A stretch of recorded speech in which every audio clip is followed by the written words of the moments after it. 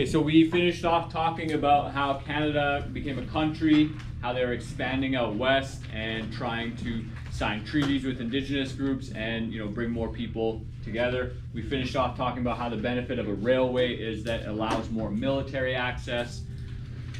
Canada doesn't really have much need for a navy other than in the north and on our borders. You're not like European countries where some European countries that are just surrounded by water, like small islands like England played a big role in this. So now we're going to look at some discussion about treaties. Okay, so Treaty 6, the treaty land that we live on, signed by Crown representatives, so that's the government and the king, more or less, King of England, and Cree, I don't know how to say these names exactly, Assiniboine, Ojibwe leaders. Okay. They did that on 23rd August 1876. Anybody here born 23rd August? I'm 23rd June. Anyone? No one? So sad. Okay. Nobody shares that birthday. They signed that at Fort Carlton, Saskatchewan. And once again, it seems like they signed some additional stuff. 9th of September 1876, Fort Pitt, Saskatchewan. Okay. Just keep in mind those treaties don't really have the same boundaries that we have with provinces, right? And so that land area that there was a previous map. You can look in the slides. This is all on Google Classroom. Okay. Middle paragraph here. So the Cree expressed their interest, and we were chatting a bit about this in the previous lesson as well, that many indigenous groups expressed their interest in signing the treaties to protect their land and to protect their people, to preserve their future. Now, culturally, spiritually, traditionally, from a traditional point of view, it is very tragic what the Canadian government did. It's unfortunate, the assimilation that occurred, the death, let's say the targeted killing of a culture. I taught an Aboriginal Studies class or Indigenous Studies class. I think it was last year, maybe the year before. And even in a short amount of time, just learning about various indigenous groups, their creation stories, some of the stories, their spirituality. There was a lot of similarities between that and a lot of Christian beliefs. So for example, how many of you know about the story of Noah? You heard the story of the flood, right? Many indigenous creation stories also have this same concept, that there was a flood, that the earth was washed over, and they vary on why that was. Some indigenous stories, I think it was a Blackfoot story, talked about two brothers, one who kills the other. So if you've heard of the Cain and Abel story, very similar. Two brothers, one kills the other and there's a punishment. The earth is washed over, which is essentially the Noah story in the Bible. Without getting into too many details. Okay. Indigenous traditions and cultures, emphasize the importance of animals. So it's many of the characters that assisted in redeeming the world were animals rather than people. Okay. So it is very sad, how these things played out, how cultural contact played out in Canada. It would be very interesting, to interact with people who live a lifestyle very different than ours. Let's say they're a little less,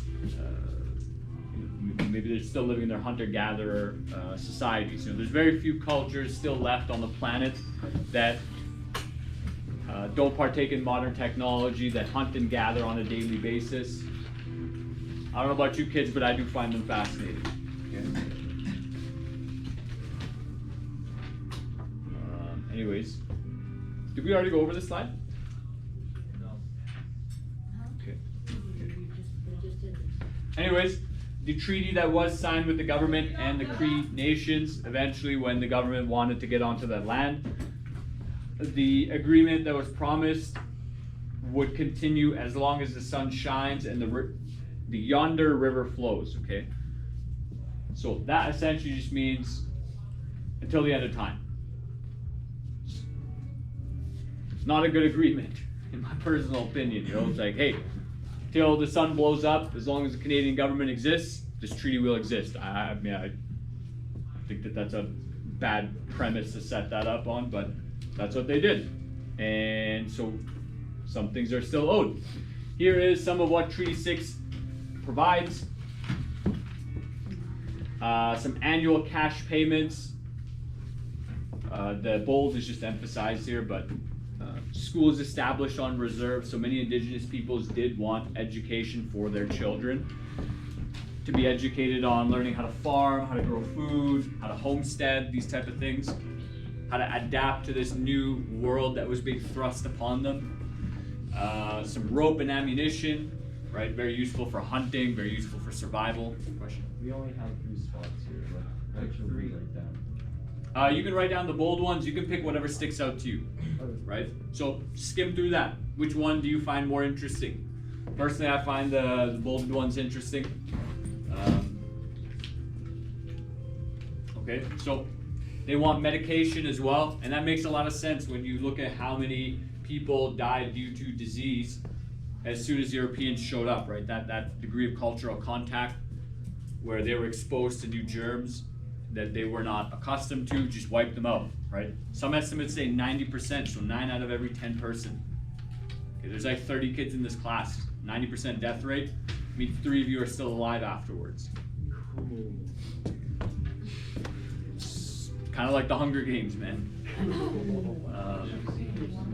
They also wanted various tools, livestock, horses, and wagons, right? So it's basically like, okay, we were here first. Things aren't going so well. We want to adapt and adjust. Can you help us out? We'll give you access to our land. Can you help us out? Can you give us the tools we need to succeed in the education? We'll do what we can to adapt. How much of that was guaranteed and actually given, I don't know. I don't know how to verify that either. But it would be worth going in and looking. How much of this did the government actually give? And that point I was making previously that, people hold the government to the standard and say that, hey, back then the Canadian government lied and deceived to Indigenous peoples. Reading that last slide, thinking through, is it fair that people today should be held to an agreement that was made, maybe 100 years ago, and an agreement that was signed forever, right? Side note, in the music industry, rappers talk about this. They're called 360 deals, which means that the record label owns a piece of everything they produce in their image. So whatever some musicians, if they sign these deals, do, is, the record label gets money from everything they produce, right? And maybe even limits how much the artist gets. And some people, I don't know how much this practice goes on. I think maybe Jay-Z talks about this.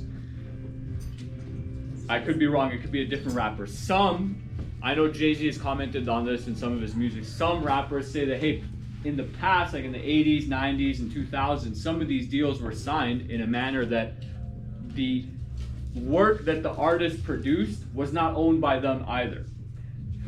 And, some people were offered deals that it's like, hey, until the end of time, the record label will continue to receive revenue from your work.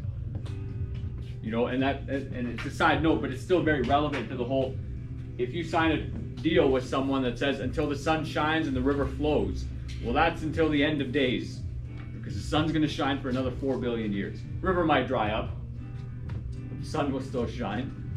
And so a different way to look at that might be, well, should the government still have to hold this standard that people signed 100 years ago, that they would agree to do this forever, indefinitely?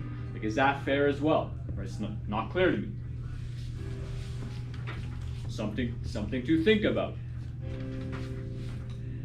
This coin as well. So this coin is the physical symbol which represents these treaties. From what I have found, this treaty represents agreements 3 to 7. I don't know like the actual use of that. Anyways, moving on to some more modern issues and topics. So we did discuss in the last class, and I showed you on the map how there weren't treaties in BC. Okay. There's no formal negotiations or treaties. In 1969, the modern era of Aboriginal land claims began when the Nisga'a First Nation claimed it had a legal title to its traditional lands. So let me just give you a little blurb here, because I don't think I have it on my slide. Between 1876 and 1969, I think that year. Does anyone remember again, before we continue, what happened in 1876? What specific legal document did the government create? Something to do with. 1876. In 1867, what happened? We just looked at it. 1867. Come on, kids, the depression's kicking in real quick. Somebody please answer this question. What happened in 1867? You can literally just flip back in your notes. It's right there. No, we're going to go a little bit early. 1867 was... Let's say you got your hand up. That was the answer to my previous question, like kind of the start. 1867 is Confederation. Canada becomes an official country. 1867. 1876 is when the Indian Act was signed and created, which started the process for treaties. But the Indian Act made Indigenous peoples in Canada under the care of the Canadian government. So between 1876 and 1969, many laws were put in place to oppress and repress anything that the Indigenous peoples were doing. So in the previous chapter, in chapter 7 or 6, we learned that the, what is it called? Oh, it's slipping my mind.